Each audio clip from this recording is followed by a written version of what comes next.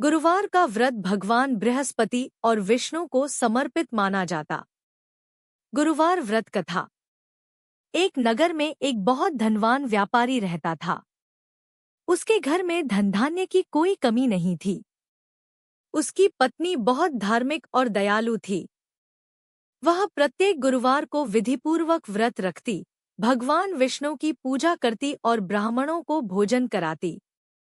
व्यापारी को यह सब अच्छा नहीं लगता था। वह अपनी पत्नी से कहता, तुम हर समय पूजा पाठ और दान पुण्य में लगी रहती हो, इससे धन कम होता है। एक दिन व्यापारी व्यापार के लिए विदेश चला गया। उसके जाने के बाद पत्नी पहले की तरह गुरुवार का व्रत करती रही। कुछ समय बाद व्यापारी का व्यापार ठप हो गया और वह निर्धन होकर घर लौटा। घर आकर उसने देखा कि उसकी पत्नी फिर भी भगवान की भक्ति में लगी हुई है। उसे क्रोध आया, पर पत्नी ने धैर्य रखा।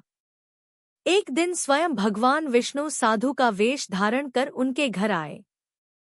पत्नी ने उनका आदर सत्कार किया और भोजन कराया। साधु प्रसन्न हुए और बोले, तुम्हारी भक्ति से मैं प्रसन्न हूँ। मांगो, क्या चाहती हो?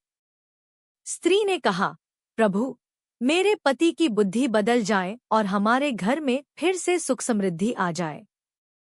भगवान ने तथास्तु कहा और अंतर्ध्यान हो गए। कुछ ही दिनों में व्यापारी का व्यापार फिर से चल पड़ा। घर में धन, वैभव और खुशियां लौट आईं। व्यापारी को अपनी भूल का एहसास हुआ। उसने भी गुरुवार का व्रत करना शुरू कर दिया। तब से जो भी श्रद्धा और विधिपूर्वक गुरुवार का व्रत करता है, उसकी सभी मनोकामनाएं पूर्ण होती हैं। गुरुवार व्रत आरती।